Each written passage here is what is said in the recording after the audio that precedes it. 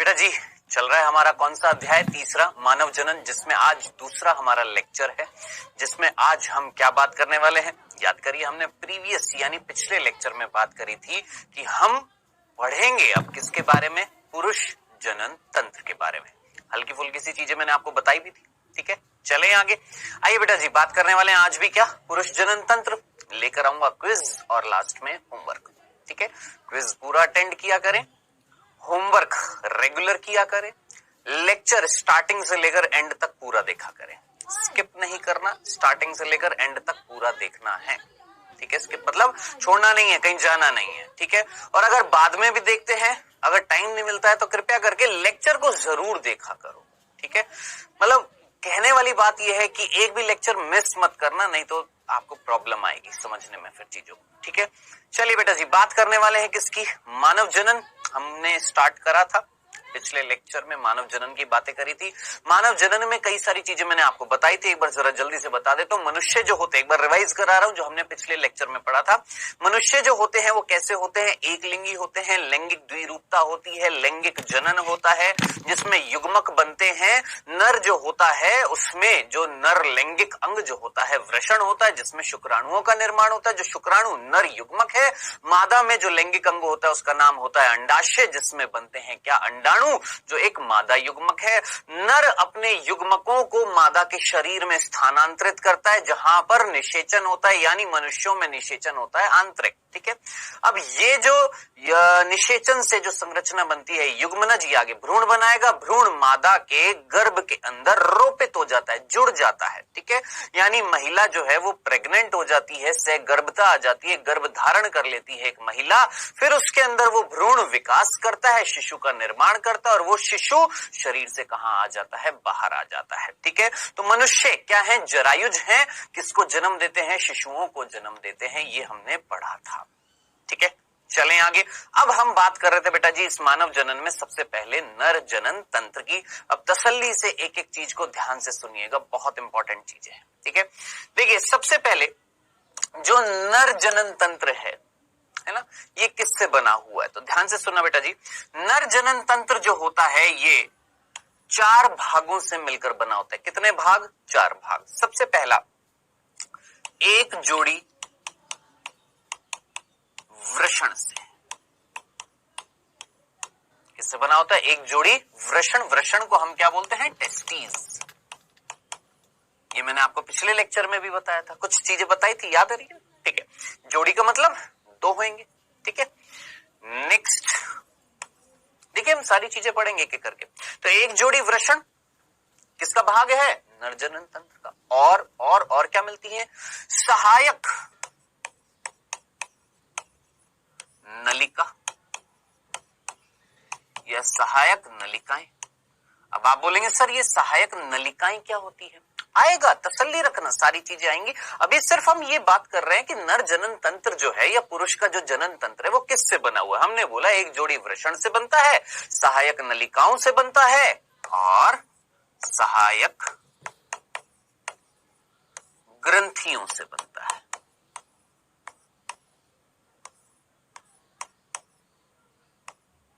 किससे बनता है? सहायक ग्रंथियों से। सहायक नलिकाएं, सहायक ग्रंथियां, एक जोड़ी वृषण, ये 3 चीजें हो गई। और आखिरी बाह्य जननेंद्रिय।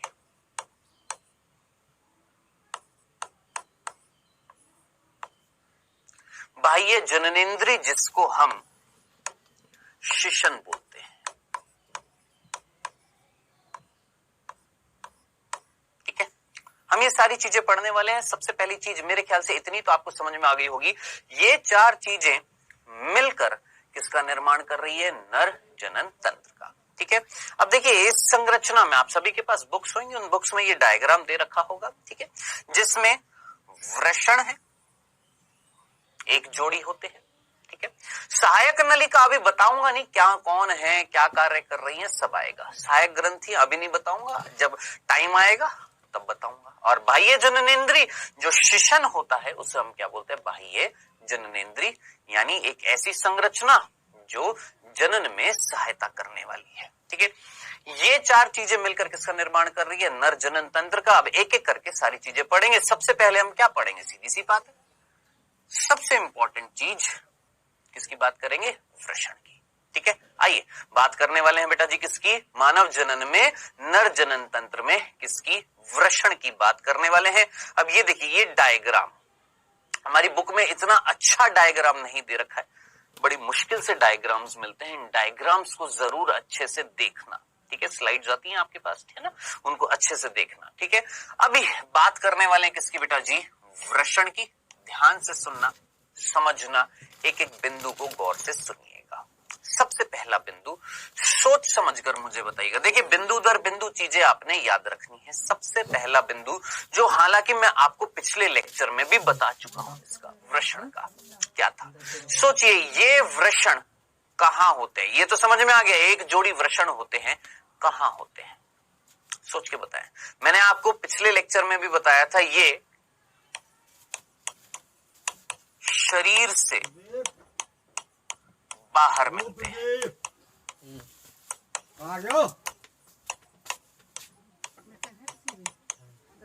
ठीक है, बताया था। क्यों बाहर मिलते हैं ये बताया था, क्यों? ये तो समझ में आ गया कि सर ये शरीर से बाहर मिलते हैं, एक जोड़ी होते हैं। ये शरीर से बाहर क्यों मिलते हैं बताया है। मेरे ख्याल से अधिकतम बच्चों को पता होगा कि क्यों बाहर मिलते हैं। मैंने आपको बताया था, हमारे शरीर का सामान्य तापमान जो होता है वो कितना होता है? सामान्य तापमान, मानव शरीर का सामान्य तापमान सभी चीज मिलेगी। कितना होता है पता है ना आपको? 37 डिग्री सेंटीग्रेड होता है। इसको फ़ारेनहाइट में कितना बोलेंगे? 98.6 फ़ारेनहाइट। इतना हमारा शरीर का सामान्य तापमान होता है। और मैंने आपको बताया था, ये वृषण जो है ये हमारे मुख्य, ध्यान से सुनना, ये हमारे मुख्य लैंगिक अंग है। क्यों है मुख्य लैंगिक अंग? क्योंकि भैया इन्हीं वृषण में निर्माण होएगा। किसका निर्माण होएगा? बताया है आपको, किसका? नर युग्मक। किसका? शुक्राणु। और इस निर्माण की प्रक्रिया का नाम क्या था? ये भी मैंने आपको बताया था, याद करिए, क्या? शुक्र जनन। ठीक है, निर्माण की प्रक्रिया क्या कहला रही है? शुक्र जनन कहला रही है। वृषण के अंदर हो रही है, क्या बनेंगे? शुक्राणु बनेंगे। और ये शुक्र जनन जो प्रक्रिया होती है, ये कराने के लिए कितना तापमान चाहिए होता है? मैंने आपको बताया था, हमारे शरीर के सामान्य तापमान से 2 से 3 डिग्री क्या चाहिए होता है? कम चाहिए होता है। 2 से 3 डिग्री कम चाहिए होता है, यानी लगभग 34 से 35 डिग्री के आसपास चाहिए होता है। बताया था, जो कहां मिलेगा? शरीर से बाहर मिलेगा। ठीक है, अब शरीर से अगर बाहर मिलेगा तो सीधी सी बात है, ये वृषण कहां आ जाएंगे? शरीर से बाहर आ जाएंगे। ठीक है, तो क्या ये पहला बिंदु आपको याद रहेगा जीवन भर? क्या कि वृषण कितने हैं? एक जोड़ी। ये वृषण मुख्य लैंगिक अंग है। किसके? पुरुष के। इन वृषणों में किसका निर्माण हो रहा है? नर युग्मक यानी शुक्राणु का। प्रक्रिया क्या कहला रही है? शुक्र जनन कहला रही है। ये शुक्र जनन कराने के लिए जो तापमान चाहिए होता है वो शरीर के तापमान से 2 से 3 डिग्री कम चाहिए होता है। तो वृषण शरीर के अंदर तो रहेंगे नहीं, कहां आएंगे? शरीर से बाहर आएंगे। ठीक है, बाहर कहां आएंगे ये भी मैंने आपको बताया था। कहां पर आते हैं? ये एक आवरण में आते हैं। और वो आवरण, ये देखिए, ये बाहर का ये जो आवरण जो होता है, ये वाला दिख रहा है, सबसे बाहरी आवरण एक कवच है, एक पाउच है। इंग्लिश में बोलते हैं पाउच, हिंदी में बोलेंगे एक आवरण है, कवच है, जिसका नाम है क्या?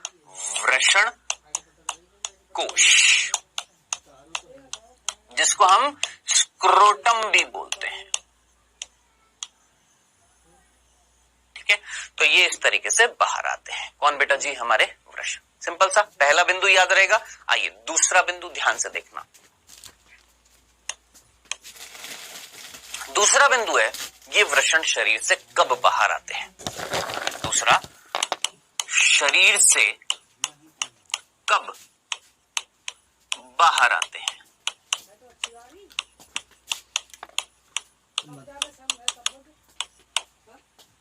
ये भी मैंने आपको बताया था, कब बाहर आते हैं, याद करिए, बताया था ना कब बाहर आते हैं बेटा जी? जब एक पुरुष, एक नर, एक मेल, है ना, शिशु अवस्था में अपनी माता के गर्भ में था, ठीक है, और गर्भकाल का कौन सा महीना चल रहा था? 7वां महीना चल रहा था। तो उस समय, ध्यान से सुनना, उस समय ये वृषण शरीर से बाहर आते हैं। तो सीधा सीधा याद रखना है, शरीर से कब बाहर आते हैं? तो याद रखना ये गर्भकाल के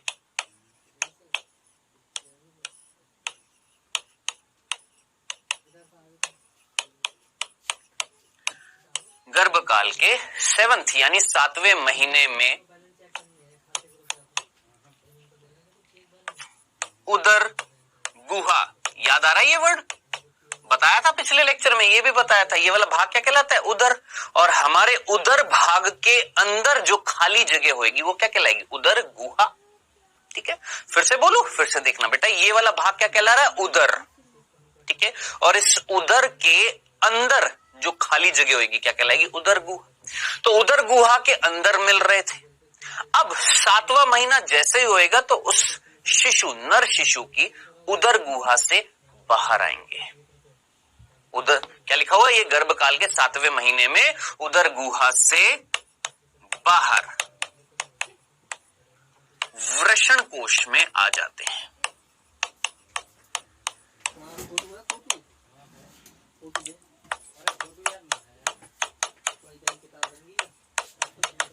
याद रखना है, आपने भूलना नहीं है, ये दूसरा बिंदु था, भूल मत जाइएगा, कतई मत भूल जाइएगा इस चीज को, ठीक है, कि ये गर्भकाल के 7वें महीने में उदर गुहा से बाहर आते हैं, वृषण कोश में आ जाते हैं, ठीक है। अब आपके मन में कोई प्रश्न उठ रहा है कि सर कौन उत्तरदायी होएगा? मन में एक प्रश्न उठेगा ना कि सर कौन है जो इन वृषणों को बाहर की तरफ धकेलेगा? आएगा ना मन में प्रश्न, आएगा। ध्यान से सुनना बेटा, कि कौन है वो जिसके कारण ये वृषण बाहर आ रहे हैं। इसी क्रम में याद रखना क्या कि वृषण कहां होते हैं? आपने बोला बाहर होते हैं, ठीक है। कहां होते हैं ये बता दिया, वृषण कोश में होते हैं। कब आते हैं ये बता दिया साहब, अब आते हैं।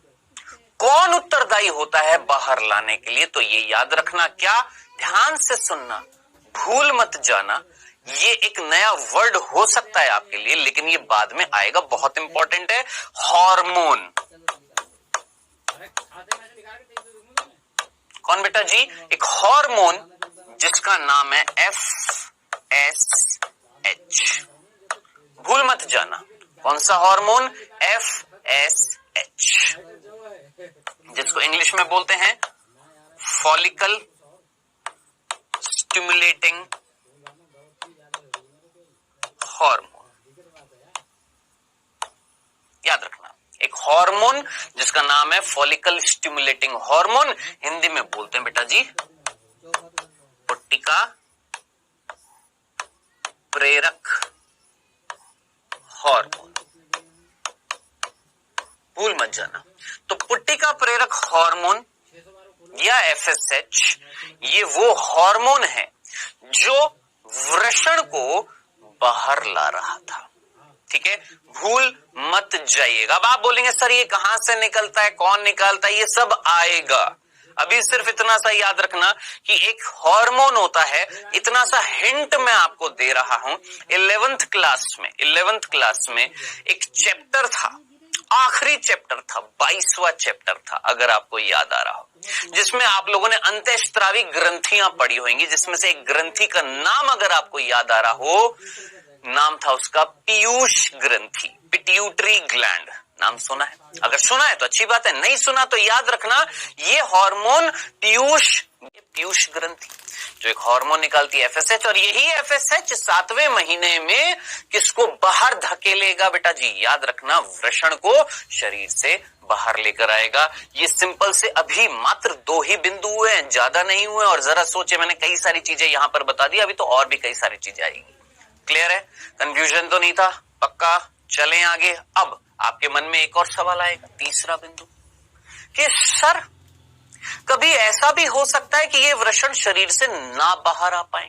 भाई सोचिए, लाने के लिए उत्तरदायी कौन था? ये हार्मोन था। मान लेते हार्मोन में कोई प्रॉब्लम हो गई ना, मान लो हार्मोन का स्त्रावण पूरा नहीं हुआ, बहुत कम हुआ, तो क्या होएगा? सीधी सी बात है, ये वृषण शरीर से बाहर नहीं आ पाएंगे। आएगा ना मन में सवाल, आएगा ना कि सर अगर वृषण शरीर से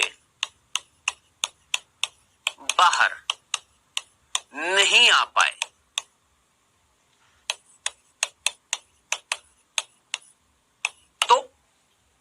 तो क्या होगा? है ना? तो अब आप खुद सोचिए, वृषण शरीर से बाहर क्यों आ रहे थे ये आप जानते हैं। अब अगर शरीर से बाहर नहीं आ पाए, जिसका रीजन हो सकता है, जिसका कारण हो सकता है कि एफएसएच हार्मोन पीयूष ग्रंथि से कम निकला हो सकता है ना। अब जरा सोचिए, आपके मन में यही सवाल आएगा ना कि सर अगर शरीर से बाहर नहीं आ पाए तो क्या होगा, और इस परिस्थिति को क्या बोला जाएगा? तो ध्यान से सुनना बेटा जी। अगर वृषण शरीर से बाहर नहीं आ पाए तो आप थोड़ा सा कॉमन सेंस लगा लीजिए, इतना तो समझ में आता होगा कि शरीर से बाहर क्यों आ रहे थे। क्योंकि तापमान जो अनुकूलित चाहिए था वो 2 से 3 डिग्री कम चाहिए था शरीर के सामान्य तापमान से। अगर ये बाहर नहीं आ पाए, वृषण शरीर के अंदर ही रह गए, तो सोचिए तापमान कितना मिलेगा वृषण को? शरीर के अंदर रह जाएंगे 37 डिग्री मिलेगा, और इतने डिग्री तापमान पर शुक्र जनन नहीं होएगा, यानी शुक्राणु का निर्माण नहीं होएगा। तो याद रखना, इस परिस्थिति में भूलना मत, इस परिस्थिति में बेटा जी शुक्र जनन नहीं होगा। और अब आप मुझे बताएं, इस परिस्थिति में अगर शुक्र जनन नहीं होगा यानी शुक्राणु का निर्माण नहीं होगा, तो सोच समझकर मुझे बताइएगा। हर एग्जाम्पल को अपने ऊपर लिया करें, ठीक है? अगर मान लेते मेरे अंदर ये परिस्थिति होती, मैं एक नर हूं, मेरे अंदर अगर ये परिस्थिति होती कि वृषण शरीर के अंदर होते तो मेरे अंदर शुक्राणु का निर्माण नहीं होता, तो सोच समझकर मुझे बताए, क्या मैं जनन कर पाता? क्या मैं रिप्रोडक्शन कर पाता? क्या मैं अगली संतान, अगली पीढ़ी पैदा कर पाता? नहीं कर पाता। क्यों? क्योंकि शुक्राणु का निर्माण तो होता ही नहीं शरीर में। क्यों? क्योंकि वृषण है अंदर। इस परिस्थिति में वो नर कैसा कहलाएगा? क्या कहलाएगा? वो बंध्य कहलाएगा, स्टेराइल कहलाएगा। याद रखना, इस परिस्थिति में वो क्या कहलाएगा? उसके अंदर आ जाएगी बंध्यता, उसके अंदर आ जाएगी स्टर्लिटी, वो जनन योग्य नहीं होगा। तो जिसको ये चीज का कंफ्यूजन है कि सर बंध्य का मतलब क्या होता है, जब कोई जीव जनन योग्य नहीं होता तो उस परिस्थिति को हम क्या बोलते हैं? बंध्यता या बंध्य। सिंपल। अब आप बोलेंगे सर ये तो समझ में आ गया, लेकिन इस कंडीशन को क्या नाम दिया जाता है? एक वैज्ञानिक नाम दिया जाता है बेटा जी। याद रखना इस परिस्थिति को कि जब वृषण शरीर से बाहर नहीं आ पाते हैं, किसमें? वृषण कोश में नहीं आ पाते हैं, तो ये परिस्थिति क्या कहलाती है? याद रखना, आर्की। इस परिस्थिति को क्या बोला जाता है बेटा जी? याद रखना, इस परिस्थिति को हम बोलते हैं, ध्यान से सुनना, क्रिप्टो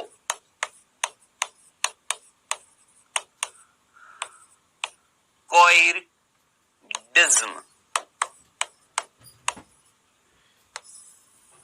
याद रखना क्या बोलते हैं? क्रिप्टो कॉइडिज्म। इंग्लिश में भी लिख देता हूं, क्रिप्टो कॉइडिज्म।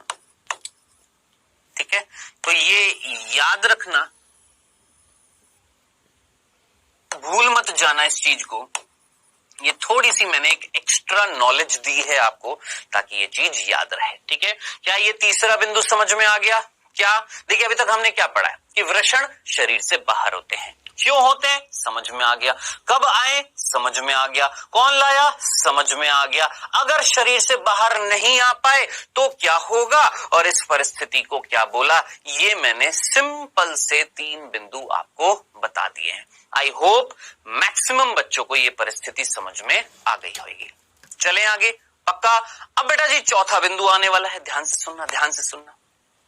चौथा बिंदु, आप सभी ने वर्ड सुना होगा कैंसर।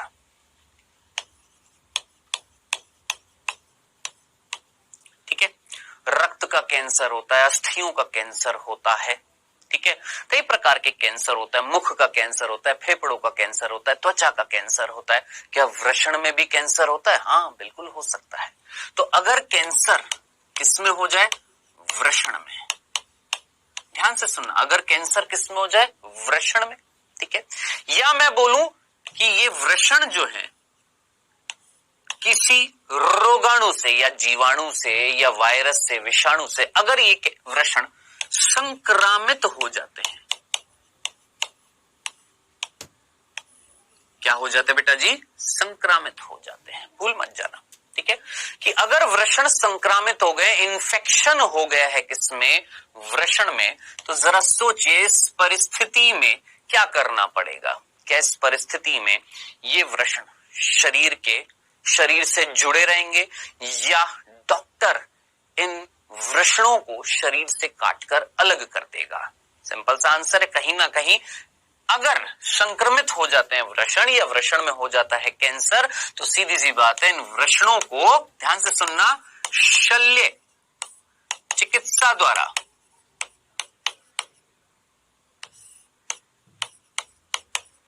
शरीर से हटा दिया जाएगा।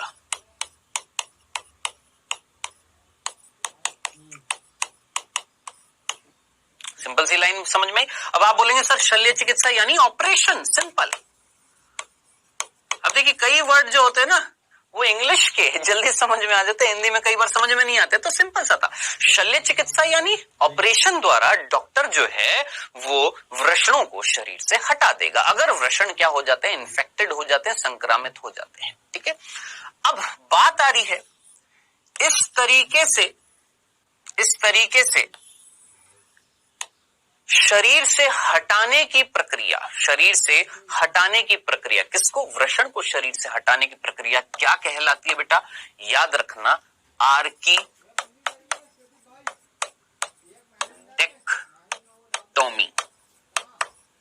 भूल मत जाना।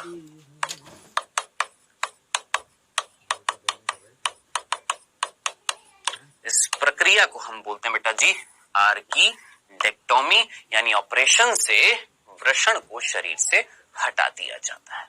ठीक है, तो कई सारी टॉमी हम पढ़ेंगे, बाद में भी आएंगी, हिस्टेरेक्टोमी, मेस्टेक्टोमी, वेसेक्टोमी, ट्यूबेक्टोमी, कई सारी टॉमी बहुत सारी आएंगी। अभी जो टॉमी आपके सामने आई है उसका नाम है आर्कीटेक्टोमी, यानी वृषण को शरीर से हटा देना। सिंपल सा था। कितने बिंदु हो गए जरा सोच समझ कर मुझे बताएं भैया। हमारे सिंपल से 4 बिंदु हुए। आई होप इसमें किसी को कोई प्रॉब्लम नहीं हुई होगी। चलें आगे, यहां तक कंफ्यूजन तो नहीं था, पक्का। अब आइए 5वां बिंदु, बिंदु दर बिंदु याद रखना बेटा जी, भूल मत जाना। ठीक है, अब 5वां बिंदु, आप कहेंगे सर मनुष्य में वृषण शरीर के अंदर थे, क्यों थे? मनुष्य में वृषण शरीर के अंदर थे जिन्हें बाहर लाया गया था। क्यों लाया गया था? समझ में आ गया। कब लाया गया था? समझ में आ गया। कौन लाया था? ये भी समझ में आ गया। नहीं आएंगे तो क्या परिस्थिति होगी? उस परिस्थिति का नाम क्या है जिसके कारण क्या होएगा? ये सब समझ में आ गया। अब प्रश्न बन रहा है कि कोई ऐसा भी प्राणी है, कोई ऐसा भी मैं बोलूंगा कोई जंतु है, प्राणी या जंतु, एनिमल कोई ऐसा है जिसमें वृषण शरीर के बाहर नहीं आते हैं, शरीर के अंदर ही रहते हैं? कोई है ऐसा प्राणी? तो यस, हाथी। भूल मत जाना बेटा जी, हाथी जो होता है, याद रखना, हाथी जो होता है एक ऐसा प्राणी है, हाथी एक ऐसा प्राणी है जिसमें, ये इंपॉर्टेंट है याद रखना, हाथी एक ऐसा प्राणी है जिसमें वृषण शरीर के अंदर रहते हैं।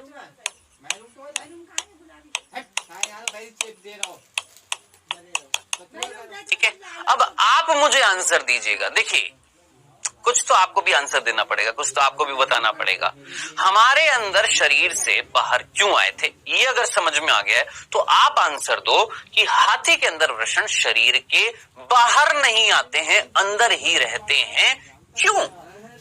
क्यों हाथी में वृषण शरीर से बाहर नहीं आए? क्या रीजन हो सकता है? सोच समझकर आंसर दीजिए। बताऊं आंसर? ध्यान से सुनो बेटा। हाथी के शरीर का सामान्य तापमान कितना होता है? हमारा कितना था? 37 डिग्री था ना। इनके शरीर का सामान्य तापमान जो होता है वो होता है बेटा जी 35.9 डिग्री, या फ़ारेनहाइट में 96.6 फ़ारेनहाइट।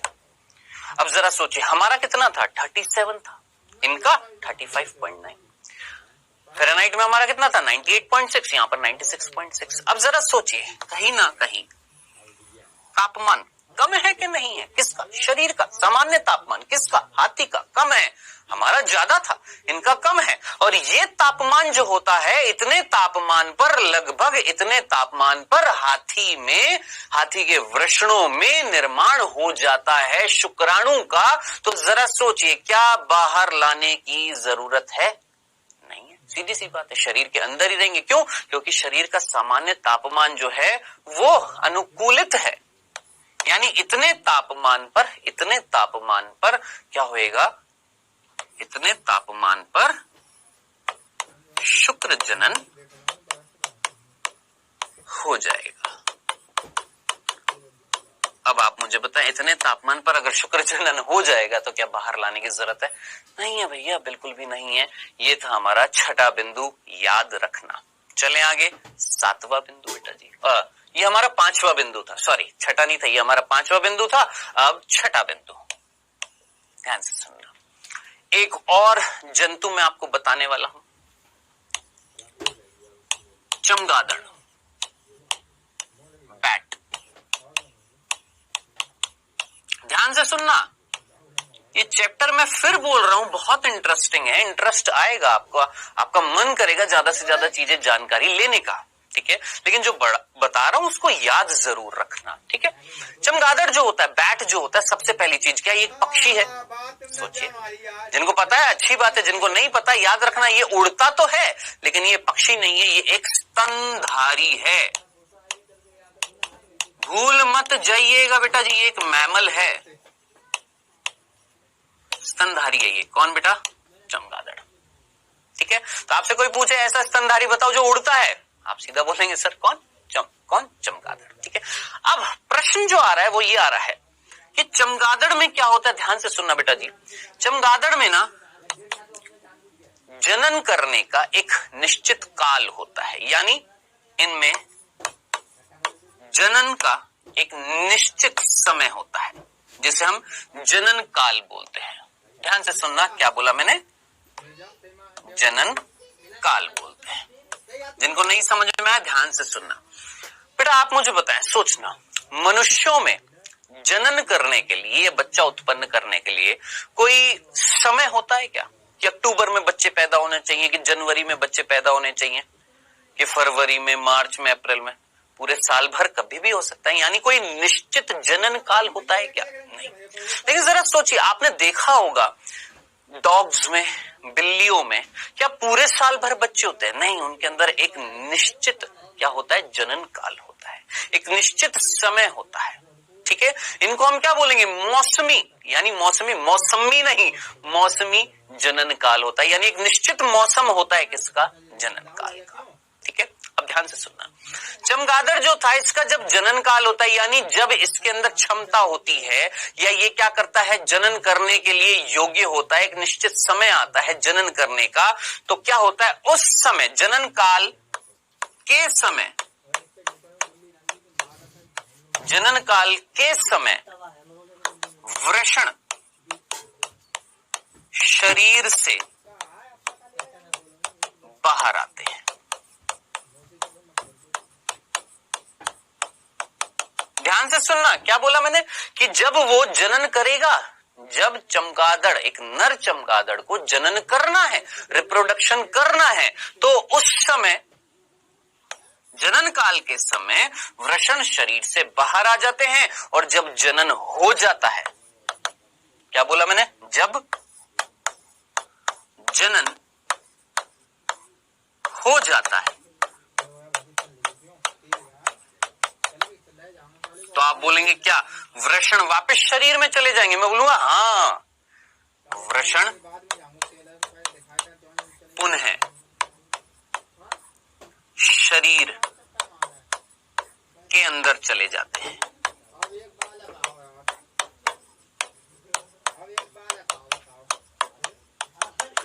तो मेरे ख्याल से आपको ये बिंदु समझ में आया होगा। इसको ना एक तरीके से अप्लाई करके देखिएगा मनुष्य पर, ताकि जल्दी समझ में आ जाए। ठीक है, सोचिए एक मनुष्य जिसको जनन करना है, कि जब उसको जनन करना है तब वृषण आए शरीर से बाहर, जब जनन हो गया तब वापस चले गए शरीर के अंदर। हालांकि मनुष्यों में नहीं होता, सिर्फ समझाने के लिए ऐसा किसमें होता है बेटा जी, बैट में यानी चमगादड़ में। जब जनन करना है तो वृषण आए शरीर से बाहर, जब नहीं करना तो आप कहां आ गए, शरीर के अंदर वापस आ गए। यानी ऑन ऑफ इस तरीके से।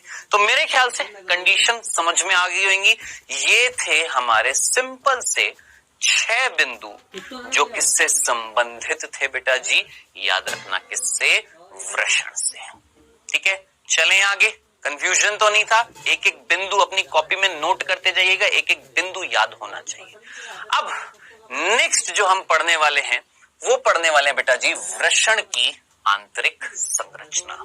किसकी आंतरिक संरचना पढ़ने वाले बेटा जी, वृषण की हम पढ़ने वाले हैं आंतरिक संरचना। इस डायग्राम को जरा गौर से देखिए, ये नहीं दे रखा है हमारे बुक्स में, मैं जानबूझ के बोल रहा हूं।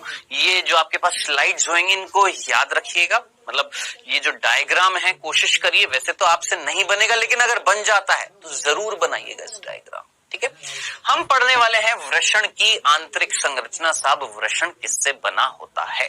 ठीक है, आइए बेटा जी इस आंतरिक संरचना को हल्का सा थोड़ा सा पढ़ते हैं, ज्यादा नहीं, क्योंकि ये अब हम नेक्स्ट लेक्चर में पढ़ेंगे। किसके बारे में? वृषण की आंतरिक संरचना के बारे में। अभी सिर्फ इतना सा समझना बेटा। देखिएगा, वृषण जो होते हैं,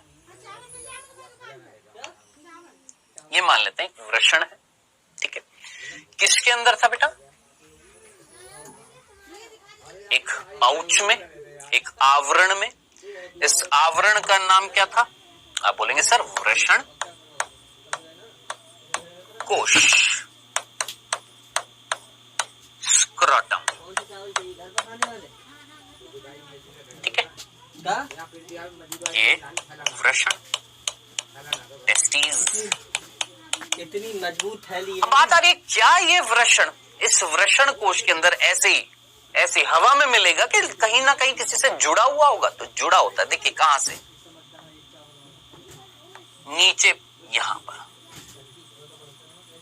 एक संरचना के द्वारा। ये एक संरचना है, ध्यान से देखिएगा बेटा जी। ये एक संरचना है जो वृषण को जोड़ रही है। किससे जोड़ रही है बालक? याद रखना है आपको, किससे? वृषण कोश से जोड़ रही है ये संरचना। और इस संरचना का नाम आपने याद रखना है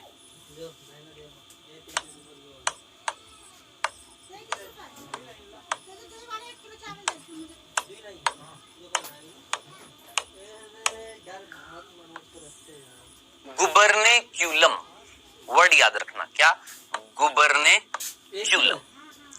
तो गुबर्नेक्यूलम क्या था? सोचिए, गुबर्नेक्यूलम एक संरचना, ठीक है, एक स्ट्रक्चर है जो हमारे वृषण को किससे जोड़ रही है?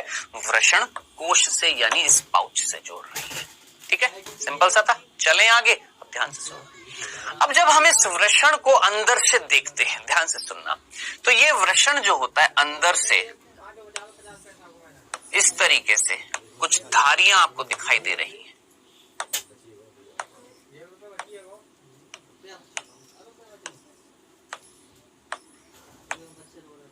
बताएं बेटा जी, क्या आपको ये वृषण अंदर से बटा हुआ दिखाई दे रहा है?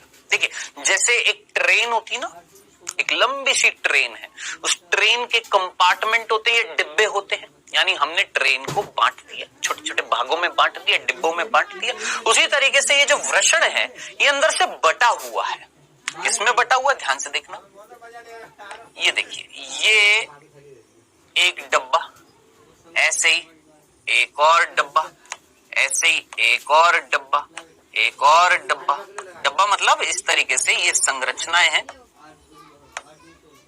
ये कई सारी संरचनाएं होती हैं जो वृषण के अंदर मिल रही हैं, जिनकी वजह से वृषण अंदर से क्या होता है, बट जाता है, ठीक है, या विभाजित हो जाता है। अब इन संरचनाओं को क्या बोलते हैं, ध्यान से सुनना। ये प्रत्येक संरचना जो होती है इसको बोला जाता है बेटा जी वृषण पालिका, ठीक है। साथ में इंग्लिश के वर्ड भी लिख दूंगा, टेस्टिक्यूलर लोब्यूल, याद रखना, क्या बोलते हैं, टेस्टिकुलर लोब्यूल या वृषण पालिका, ठीक है। अब देखना, क्या ऐसी वृषण पालिका आपको इस डायग्राम में दिख रही है? देखिए कुछ हरी हरी सी ये लाइन दिख रही होगी, ये हरी हरी सी दिख रही है, दिख रही है, दिख रही है आपको, ये हरी हरी सी ग्रीन ग्रीन कलर की दिख रही है। अलग से दिखाने के लिए मैं आपको बता रहा हूं, जरा सोचिए, ये पूरी, ये एक, ये एक, ये एक, ये एक, ऐसे ही एक और, एक और, एक और, एक और, एक और, एक और, इस तरीके से बहुत सारी अंदर क्या है, बहुत सारी पालिकाएं हैं, बहुत सारे लोब्यूल है। प्रत्येक को हम क्या बोलते हैं, वृषण पालिका, टेस्टिकुलर लोब्यूल। अब क्या मैं ये नहीं बोल सकता कि भैया ये जो वृषण है आंतरिक तौर पर बटा हुआ है छोटे छोटे भागों में, प्रत्येक भाग जो है, प्रत्येक पाली जो है वो क्या कहला रही है, वृषण पालिका कहला रही है। क्वेश्चन आपका आएगा, सर कितनी वृषण पालिका होती है एक वृषण के अंदर? तो बेटा जी याद रखना, 250 से 300,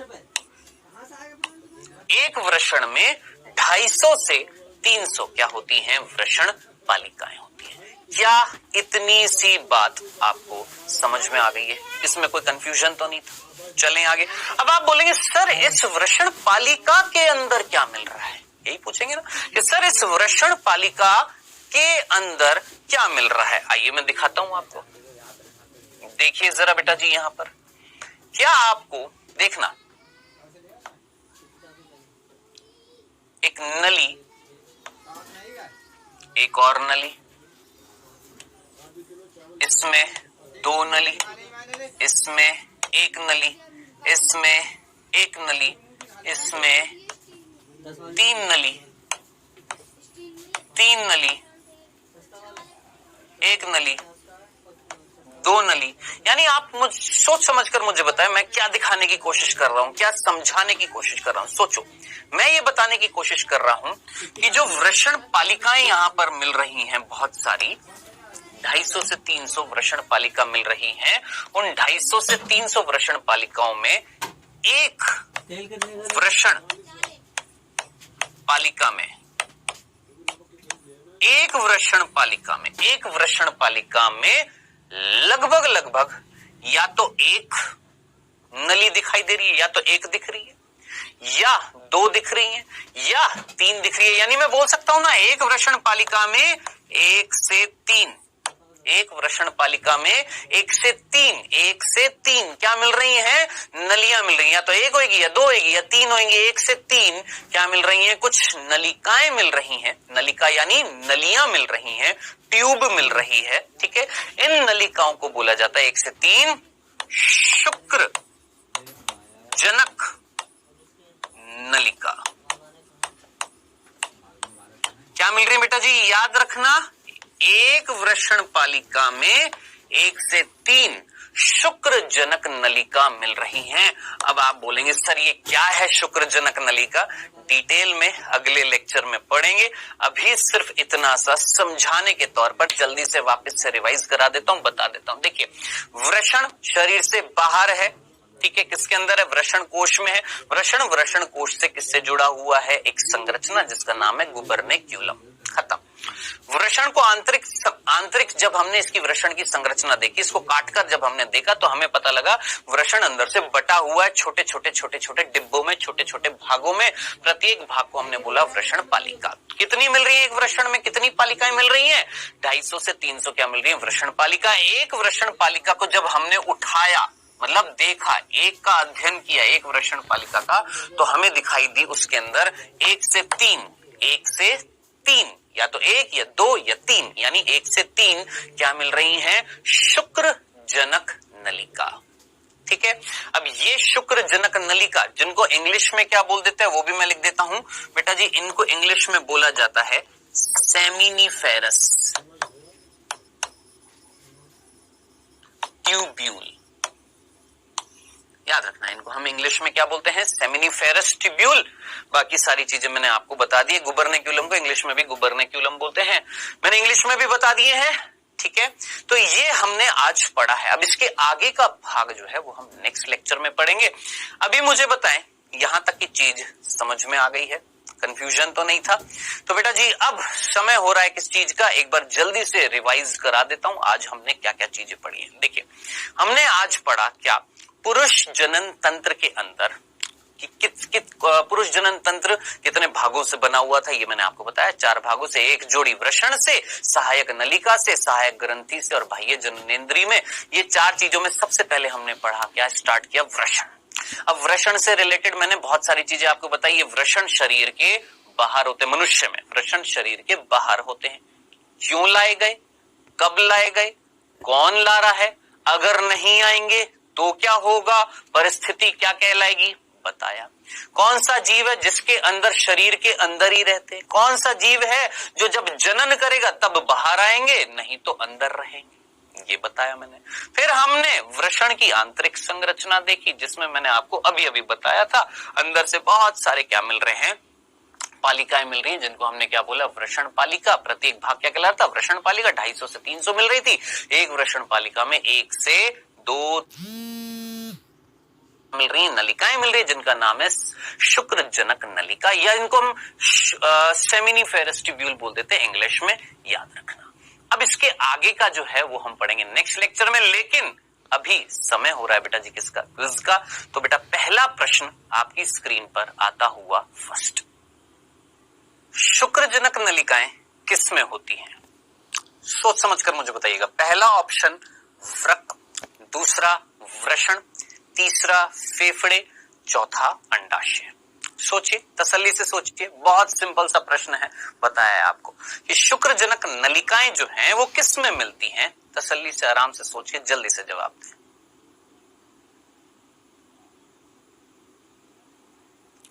दूसरा प्रश्न बेटा जी, स्त्री में अंडे का निषेचन होता है, ये मैंने आपको पिछले लेक्चर में भी बताया था कि एक स्त्री में अंडे का निषेचन कहां पर होता है, यानी अंडाणु का शुक्राणु से संलयन, जुड़ना, निषेचन कहां होता है? गर्भाशय में, अंडाशय में, योनि में या फैलोपियन नलिका में? सोच समझकर आंसर दीजिए, कहां पर होता है, बताया हुआ है आपको।